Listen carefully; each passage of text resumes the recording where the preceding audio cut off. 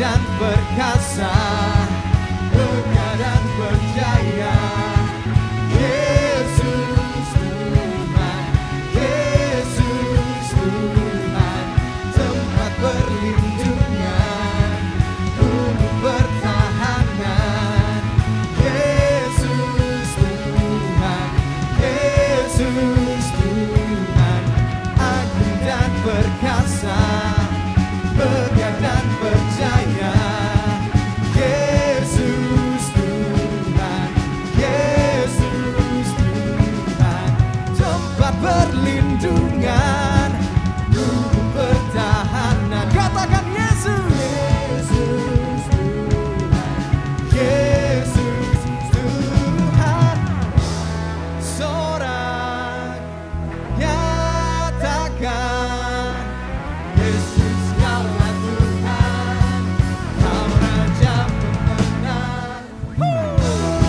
Sorak nyatakan, Yesus kaulah Tuhan, Juru Selamat dunia, agung dan perkasa, megah dan berjaya.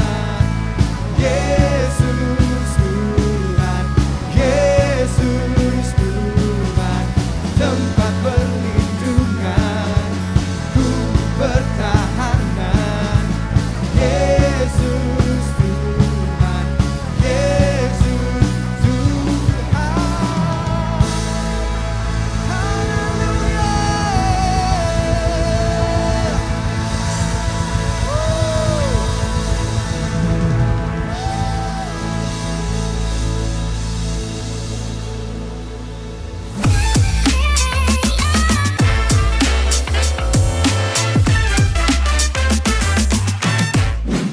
Halo teman-teman semua, senang sekali bisa ketemu lagi sama kalian semua di ibadah online khusus mahasiswa Kampus Connection. Saya berdoa supaya teman-teman tetap dalam kondisi yang sehat dan tetap semangat dalam menjalani aktivitas yang ada. Gak kerasa loh, ibadah online ini sudah berjalan 4 tahun lamanya. Kalau kita flashback, ibadah online ini dimulai di awal tahun 2020. So, sebelum kita mulai, boleh dong teman-teman beri komentar di kolom komentar yang ada hal apa saja yang berkesan buat kamu selama mengikuti ibadah online ini. Atau kalian juga boleh banget loh kasih semangat untuk semua tim produksi online church yang terus setia setiap minggunya bekerja keras untuk keberlangsungan ibadah online ini. Kalau nggak ada mereka, yaitu para desainer, video editor, kameramen, tim kostum, kru, dan teman-teman yang lain ya, tentu ibadah online ini nggak akan bisa kita ikuti setiap minggu. Oke, sebelum kita masuk ke dalam pemberitaan firman Tuhan, kita mau berdoa bersama-sama terlebih dahulu. Yuk teman-teman, mari kita bersatu dalam doa. Tuhan, kami sungguh bersyukur atas waktu yang Tuhan berikan sehingga kami dapat beribadah pada hari ini. Tuhan, kami sekarang mau mendengarkan firman Tuhan. Engkau yang membantu supaya kami bisa tetap fokus, kami bisa mencatat dengan baik, dan kami gak cuma menjadi pendengar, tapi nantinya kami bisa menjadi pelaku firman. Kami menyerahkan waktu ke depan ke dalam tangan-Mu, di dalam nama-Mu kami berdoa, haleluya, amin. Teman-teman, di antara kalian saya yakin pasti ada 2 jenis manusia. Manusia yang pertama pastinya bisa berenang dan yang satunya lagi belum bisa berenang. Setuju ya semuanya? Nah, ada nih seorang teman, dia sering kali cerita kalau ayahnya senang banget sama olahraga berenang. Jadi ayahnya ini mendaftarkan dia ke dalam satu klub renang. Dia dilatih dari nggak bisa berenang sama sekali sampai jadi jago banget. Dan dia ikut lomba-lomba renang. Nah, kalau diajak main sepulang sekolah, dia tuh sering banget gak bisa karena dia selalu sibuk ikut kegiatan klub renang. Kulitnya ya jadi gosong, berat badannya turun, tapi otot-ototnya mulai terbentuk. Dan ada coach renang yang selalu mengajarkan cara berenang yang benar, teori yang benar, teknik bernafas yang benar, dan sebagainya.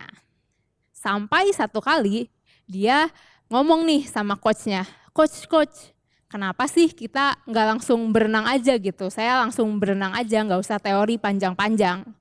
Nah, coachnya bilang, kalaupun kamu bisa berenang, kalaupun kamu bisa mengambang di dalam air, bukan berarti kamu langsung jadi perenang yang benar. Nah, kata-kata coach ini menurut saya sangat relate sama kehidupan kita. Gak cuma dalam hal berenang, tapi juga dalam hal berelasi. Saat kita bisa berelasi, itu gak selalu berarti kita bisa berelasi dengan benar loh teman-teman. Hanya karena kita bisa punya teman hari ini, atau mungkin bahkan punya pacar, nggak berarti kita sudah langsung bisa berelasi dengan benar. Coba saya mau tanya nih di sini, siapa yang pernah punya masalah dalam relasi? Baik dalam berteman, sahabatan, pacar, ya intinya masalah dengan orang lain. Saya yakin kita semua pasti pernah punya masalah dalam relasi kita. Bahkan gak sedikit nih dari kita yang pernah terluka atau bisa dibilang kepahitan dari relasi yang ada. Contohnya nih, dulu kita punya temen yang mungkin deket banget gitu ya, deket banget. Tapi sekarang tiba-tiba jauhan kayak orang asing. Atau mungkin kita punya masalah sama orang tua. Atau mungkin kita punya drama sama teman sel grup kita. Atau bahkan ada yang pindah gereja karena putus sama pacar. Terus pas ditanya, kenapa kok kamu gak gereja lagi? Ya males kak, soalnya dia asyir, nanti tiap minggu harus lihat muka dia. Nah jadi kalau hari ini kita tahu bahwa kita harus membangun cara berelasi yang benar, supaya kita bisa meminimalisir masalah yang ada di relasi kita harus belajar dari sang pencipta relasi itu sendiri, yaitu Tuhan. Nah kita perlu belajar langsung dari sumber ya, supaya kita bisa melakukan dengan benar. Yuk kita lihat apa yang Tuhan Yesus katakan saat dia mendekati proses ditangkap, disalibkan, dan mati lalu bangkit ke surga. Saat itu Tuhan Yesus memberikan nasihat kepada orang-orang terdekatnya, yaitu murid-muridnya. Kita mau sama-sama baca di Matius 13 ayat 34 sampai 35. Bareng-bareng ya teman-teman. 1, 2, 3. Matius 13 ayat 34 sampai 35. Aku memberikan perintah baru kepada kamu, yaitu supaya kamu saling mengasihi. Sama seperti aku telah mengasihi kamu, demikian pula kamu harus saling mengasihi. Dengan demikian semua orang akan tahu bahwa kamu adalah murid-muridku, yaitu jikalau kamu saling mengasihi. Nah teman-teman, Tuhan Yesus sedang mengajarkan nih cara berelasi yang benar kepada murid-muridnya. Sebelumnya Tuhan Yesus itu membuat ucapannya sangat jelas bahwa dia tuh pengen banget kita mengasihi sesama kita. Tapi tentunya dengan kasih tertentu. Sebagaimana di ayat 34 dibilang, sama seperti aku telah mengasihi kamu, demikian pula kamu harus saling mengasihi. Dia ingin kita mengasihi dengan kasih yang bukan berdasar emosi kita aja atau perasaan kita aja. Tapi dia mau kita mengasihi dengan kasih yang sebagaimana Tuhan Yesus mengasihi kita semua. Kasih apa sih itu? Ya, kasih yang sangat besar sampai rela mengorbankan dirinya untuk kita semua. Kenapa sih Tuhan Yesus mau kita berelasi dengan kasih Kristus?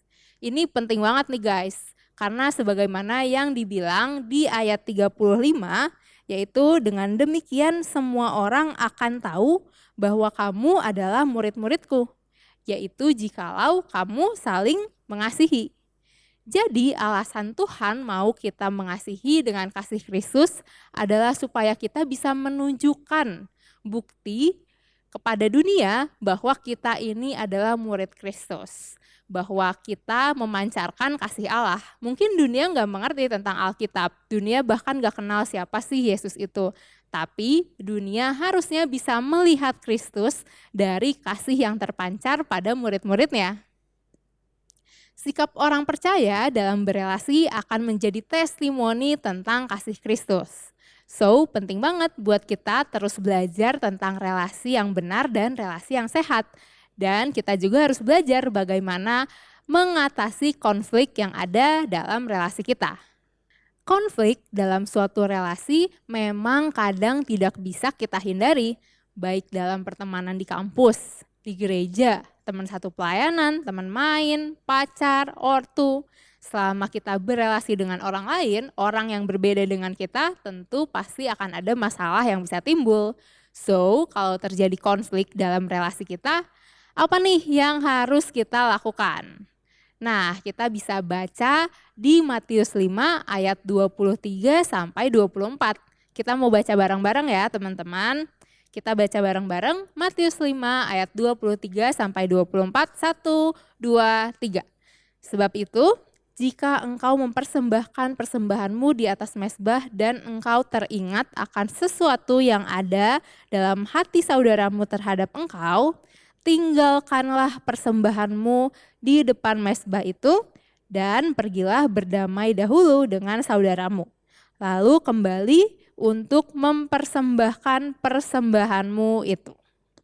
Nah, ayat ini seringkali kita dengar saat kita mau melakukan perjamuan kudus.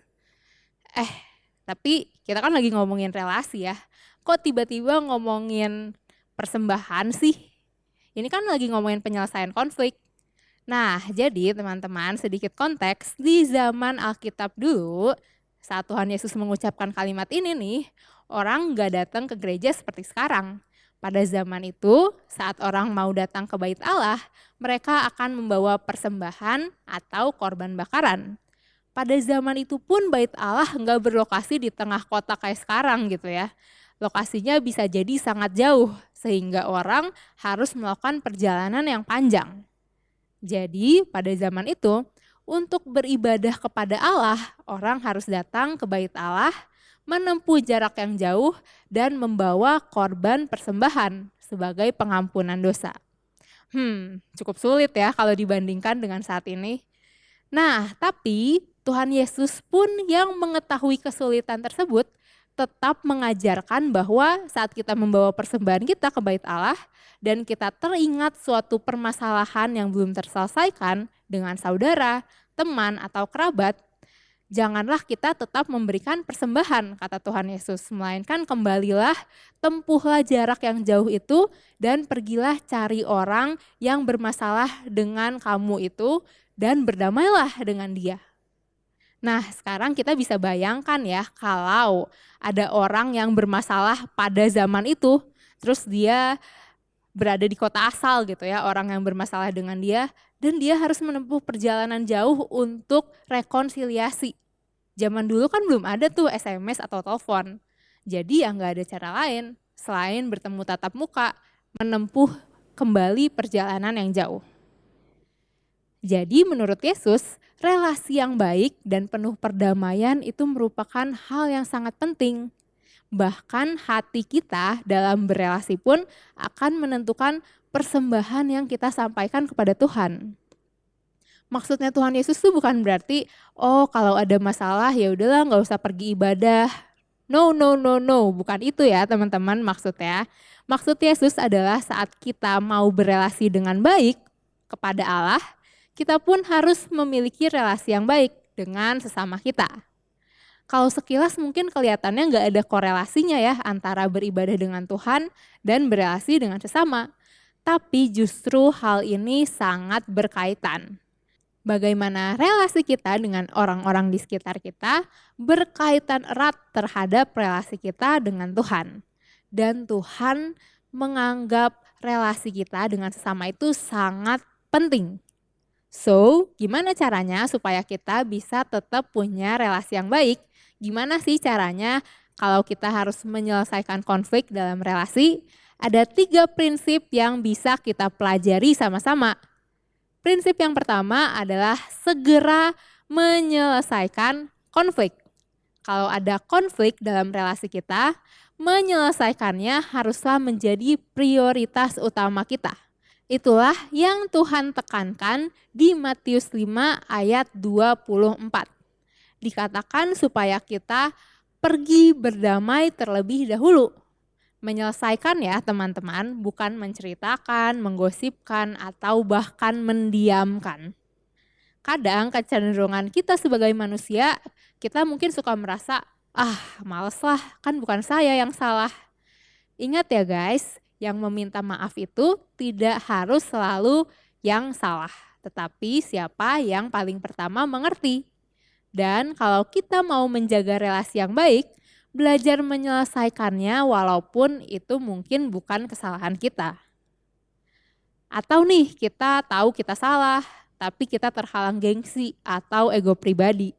Dan akhirnya konflik ini malah menjadi perang dingin bertahun-tahun gitu ya.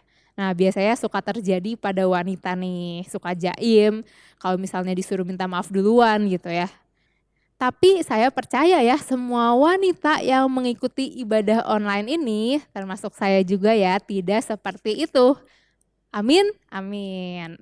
Nah, atau mungkin ada juga ya yang suka bilang, ya udahlah, biar waktu saja yang menyembuhkan. Nah, tapi ini pun gak sepenuhnya benar ya guys. Memang luka di hati kita membutuhkan waktu untuk sembuh. Tapi kalau kita tidak memiliki inisiasi untuk rekonsiliasi, alias menyelesaikan masalah tersebut, dan ya hanya membiarkan waktu berlalu saja, berpikir bahwa ya waktu bisa lah menyelesaikan segalanya. Itu salah banget teman-teman. Saat kita nggak benar-benar menyelesaikan masalah yang melukai hati kita tersebut, kita nggak akan bisa benar-benar pulih seberapa lama pun waktu yang kita habiskan. Jadi mari kita selesaikan dahulu, baru kita take time untuk pemulihan. Sama kalau dimisalkan dengan luka di luar badan kita. Kalau teman-teman pernah jatuh atau mungkin pernah kecelakaan terus ada luka gitu ya, merasa relate, boleh angguk-angguk. Nah saat fisik kita terluka, luka ini akan sembuh seiring waktu, tapi kita harus men-treat luka ini dengan baik. Kita harus kasih alkohol, harus kita bersihin. Kita juga harus kasih obat merah. Ada nyeri-nyerinya sih waktu dikasih obat. Setelah itu harus kita tutup dengan kain kasa atau perban. Nah setelah itu barulah kita bisa membiarkan luka itu sembuh seiring berjalannya waktu. Tapi kalau lukanya nggak kita apa-apain nih, misalnya kita ya udah kita biarinin aja setelah kita jatuh atau setelah kita kena luka gitu. Apakah dia akan sembuh? Tentu tidak ya. Yang ada malah bukannya sembuh, mungkin dia kena infeksi karena nggak dibersihin dan malah lukanya jadi lebih parah. Kalau luka fisik saja harus kita rawat, mengapa sih kita berpikir bahwa luka hati bisa sembuh begitu saja? Jadi dalam relasi kita dengan sesama, saat ada masalah, ada sesuatu yang gak enak di dalam hubungan dan hanya kita biarkan, tentu saja hal itu gak akan langsung selesai. Bahkan bisa jadi ada infeksi, permasalahan yang menjadi lebih besar, lebih parah, dan malah membuat kita semua dan semua orang yang terlibat semakin terluka. Ini berlaku dalam segala relasi ya teman-teman, balik lagi. Relasi dengan teman, pacar, mentor, dosen, orang tua, dan relasi dengan yang lainnya. So, bereskan konflik dengan segera dan tentunya dengan niat dan cara yang benar. Nah, prinsip yang kedua adalah kasih menjadi dasar penyelesaian konflik. Masalah atau konflik memang harus diselesaikan. Tapi bukan berarti kita datang dengan hati yang penuh amarah. Sebaliknya, hati kita harus siap untuk mengampuni sesama kita. Kasih harus menjadi dasar atas penyelesaian konflik yang ada. Karena saat kita mau memperbaiki relasi, itu bukan masalah siapa yang benar atau siapa yang salah. Bukan masalah siapa yang harus minta maaf duluan. Tapi fokusnya adalah pemulihan dari pihak yang bersangkutan. Manusia memang cenderung mengutamakan ego saat menyelesaikan masalah. Rasanya tuh ada kepuasan tersendiri kalau kita berhasil membuktikan bahwa orang lain salah. Namun harus kita ingat, relasi jauh lebih penting daripada kepuasan ego sementara. Untuk apa kita menemukan siapa yang benar, siapa yang salah, tapi pada akhirnya kita malah kehilangan keintiman dalam berelasi.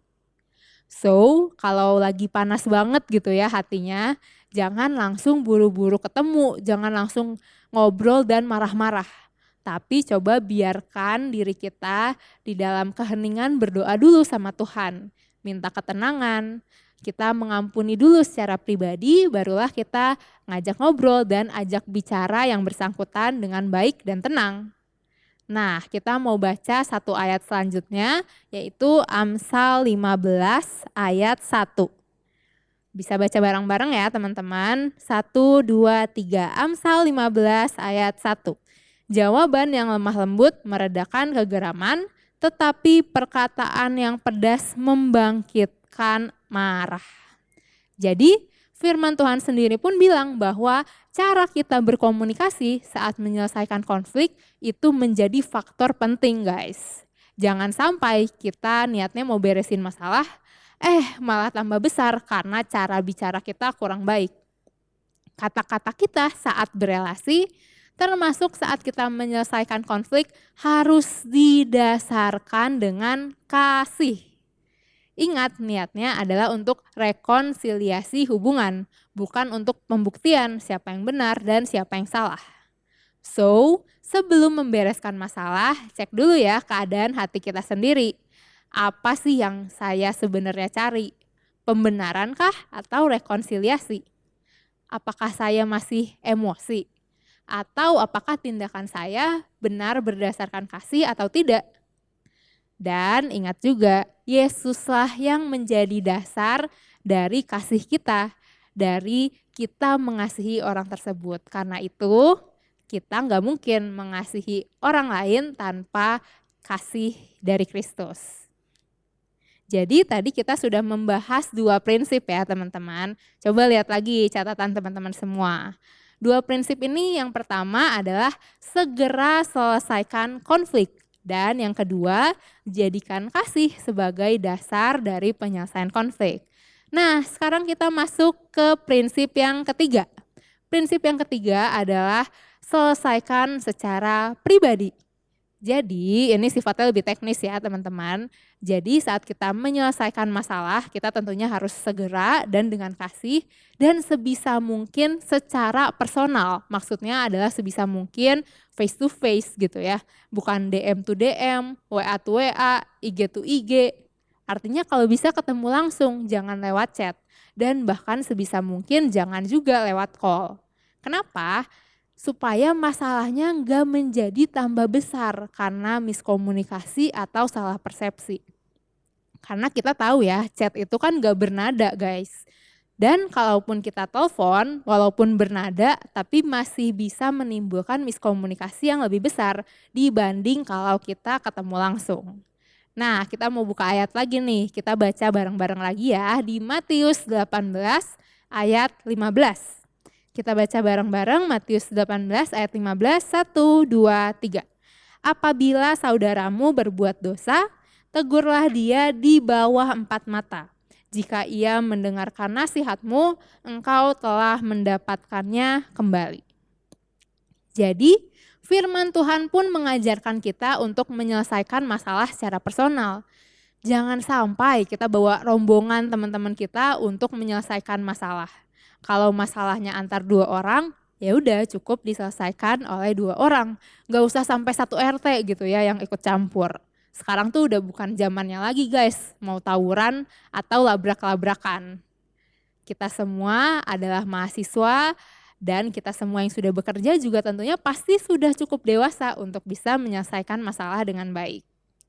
Jadi saat kita udah tahu kita harus menyelesaikan masalah dengan segera, dan kita sudah memperbaiki sikap hati kita supaya berdasarkan pada kasih Allah, penting juga untuk kita berdoa meminta belas kasihan yang daripada Tuhan bagi kita kepada orang tersebut. Dan kita juga meminta penyertaan yang daripada Tuhan dalam setiap relasi yang ada. So teman-teman, 3 hal itulah yang harus kita pegang saat terjadi konflik. Kita harus segera menyelesaikannya, kita harus menjadikan kasih sebagai dasarnya, dan kita harus menyelesaikannya secara pribadi sebisa mungkin ya tentunya dengan tatap muka. Teman-teman, sekarang kita mau bersama-sama mengambil beberapa waktu ke depan untuk kita mengingat. Kira-kira adakah masalah di dalam relasi kita yang belum terselesaikan sampai saat ini. Kira-kira ada permasalahan apa dan siapa yang bermasalah dengan kita, yang rasanya permasalahan tersebut itu masih mengganjal di hati kita. Saya percaya Roh Kudus sudah dan akan mengingatkan kita semua akan hal-hal tersebut. Mari kita ambil waktu untuk kita berpikir dan kita berdoa, meminta Roh Kudus membukakan hati dan pikiran kita selama beberapa waktu ke depan.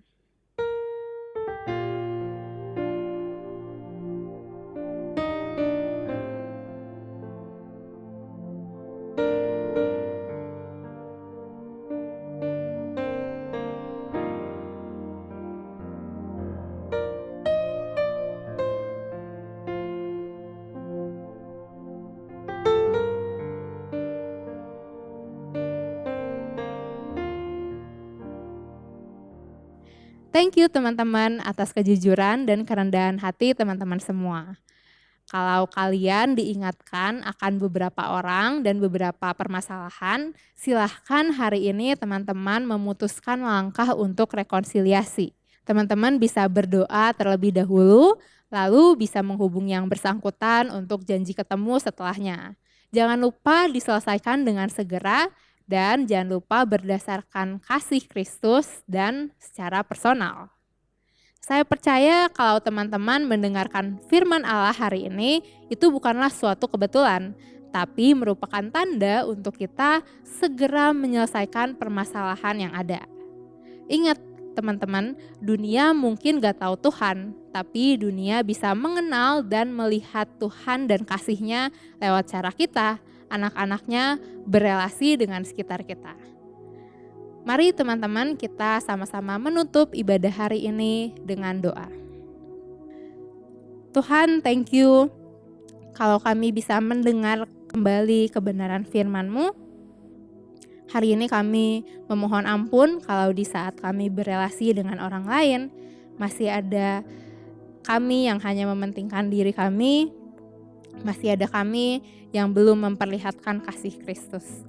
Hari ini kami mohon ampun, kiranya Tuhan mengampuni kami dan membaharui pemikiran kami, sehingga saat kami berelasi selanjutnya ada kasih Kristus yang bekerja di dalam diri kami dan melalui diri kami. Kami juga berdoa kiranya Tuhan yang memberikan setiap kami kekuatan dalam mengasihi dengan kasih Allah dan dalam memberikan pengampunan. Kami berdoa bagi teman-teman yang merasa sangat sulit untuk mengampuni, kiranya ada Tuhan, kiranya ada Roh Kudus yang merengkuh hati mereka dan membantu mereka untuk melepaskan pengampunan. Hari ini hamba-Mu berdoa melepaskan berkat bagi semua teman-teman yang mengikuti ibadah online pada hari ini. Kiranya berkat yang daripada Allah di dalam keluarga-Mu terus bekerja. Kiranya ada relasi yang terus dipulihkan, ada hubungan antara orang tua dan anak, antara anak dan saudara yang bisa terus berjalan dengan baik dan bisa terus berdasar kasih Kristus. Berdoa juga kiranya ada berkat yang limpah, ada hikmat yang daripada Allah dalam perkuliahan-Mu, dalam pekerjaan-Mu. Kiranya setiap tugas, setiap ujian bisa Engkau persiapkan dengan baik dan ada nilai yang terbaik yang daripada Allah. Kiranya setiap orang yang mengikuti ibadah online pada hari ini bisa melihat panggilan yang daripada Tuhan dengan jelas di dalam kehidupan mereka dan mereka bisa menjalankannya dengan penuh kesetiaan yang daripada Tuhan. Kami akan menutup ibadah kami pada hari ini. Kiranya teman-teman semua bisa menerima berkat yang daripada Allah dan setiap teman-teman yang sudah menerima berkat kita sama-sama bilang amin. Bagi teman-teman semua yang memerlukan dukungan doa atau konseling lebih lanjut, kalian bisa scan QR Code yang ada di layar. Akan ada para pendoa dan konselor yang siap untuk melayani teman-teman. Sampai berjumpa di lain kesempatan. God bless you.